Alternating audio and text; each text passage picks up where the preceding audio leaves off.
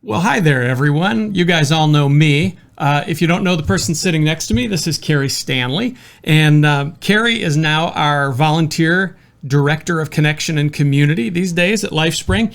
And she and I just thought that we would sit down and have a little conversation that would kind of bring you guys up to speed if you weren't able to attend the meeting we had about this process of creating, new venues of community and growth and friendship. So as you know, we're kind of working a new process. And that process is to kind of find out who's interested in helping to create new places of community, new places of growth and friendship, new ways of people connecting around LifeSpring. And so we're kind of beating the bushes to find everybody who's interested and figure out what kind of part they might like to play, what kind of groups they're interested in, all that kind of stuff. So, Carrie, what do you hope to see happen out of all of this?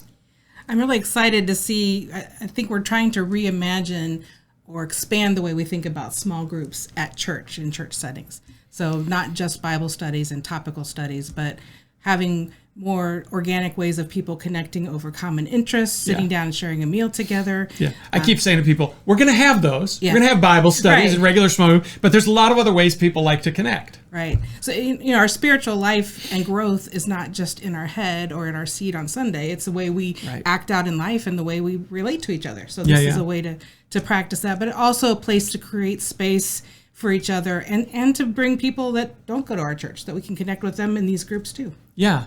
And the other thing is, when people walk into a church community like ours, they may want to connect, they may want to build some friendship, kind of dip their toes in that water, but they may not all want the same thing or be ready for the same thing. If you say, hey, we're having a Bible study, some new people at church are going to say, that's exactly what I want. Other people are going to think like, I'd just like to have dinner with some people and get to know some people. So we kind of want to say like this, we want to have all these different kind of places that people can connect. So we're kind of at this stage of gathering ideas and seeing, what kinds of things, what kinds of groups or places of community people might like to specifically start. And we know that not everyone who says, hey, I want to help make that happen necessarily wants to be a leader. Some people, they feel like they're not wired to be a leader. That's not their thing, or they're intimidated by it. So what are the different ways people can help make this a reality at LifeSpring? Yeah, that's the beauty of us reimagining this, is because there's opportunity here that some groups may require a leader if it's a topical thing or Bible study or book club that needs to be facilitated, but other groups might require just a coordinator to coordinate the logistics of it, the timing. We could maybe need somebody to host an event, or supporters who will show up and say, I'm going to be one of the first members, and make sure that somebody's attending. Help get it going. Yeah, absolutely.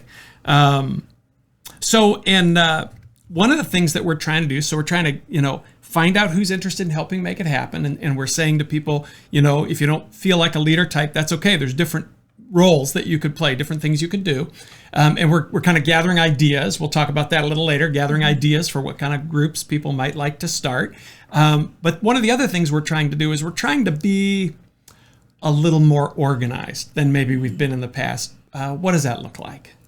Yeah, although we want the groups themselves to feel more organic and less orderly, we thought it would be helpful to have some kind of framework or structure around it, so that we'd have someone monitoring what we want, a mix of groups. So let's make sure who's keeping track of whether we have that mix at any given time. So we thought we would have 3 sessions during the year. So at 3 times during the year, we will reassess what groups are happening.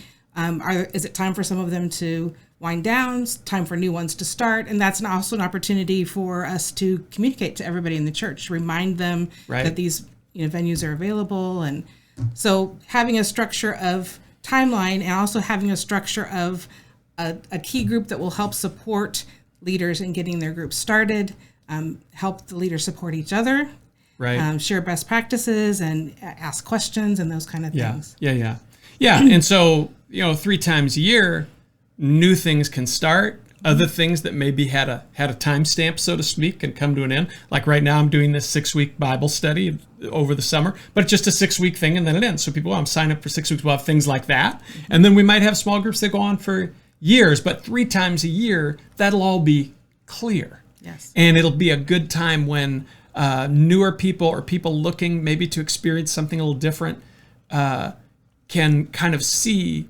what the options are and easily step into something. And that's one of the things we want to do, is try to make it easy for people to connect in and step into those things. So, so going into this fall, we're hoping to see some new groups start, some, I call them venues of community, because they don't all have to be kind of that small group thing that we've thought of, but just, new organized or semi-organized ways for people to connect.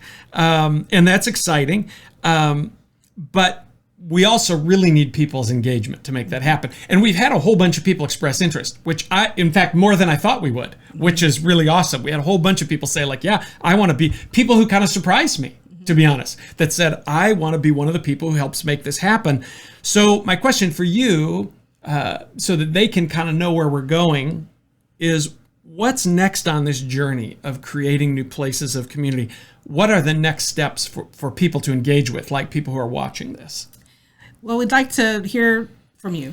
So I'm going to be sending out a survey that asks you what kind of groups you're interested in, what kind of topics you're interested in, and then specifically what role do you see yourself playing in this, as a leader, as a supporter, encourager, coordinator, whatever that looks like. And that will help us assess how we can all work together to shape it. Right. Yeah. So we'll, out of all these, like the people who came to the meeting did the survey. Now people watching who couldn't come to the meeting, they can do the survey. And out of that, we can say, hey, it looks like we have people who are interested in starting this kind of group, and this kind of group.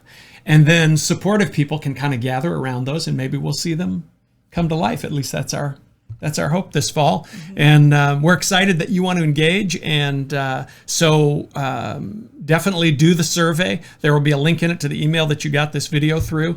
And then we're going to go from there. And hopefully this fall, we're going to see some great things happen.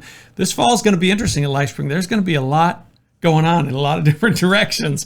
And I'm excited about that. I think God's got us on the verge of some really good and beautiful things. So thanks for doing this with me. Thank you. And thanks to all of you who tuned in to watch. And like I said, do the survey, and then you'll hear from Carrie, and we'll get about the business of creating some new places where people can find friendship and community and spiritual growth. Thanks.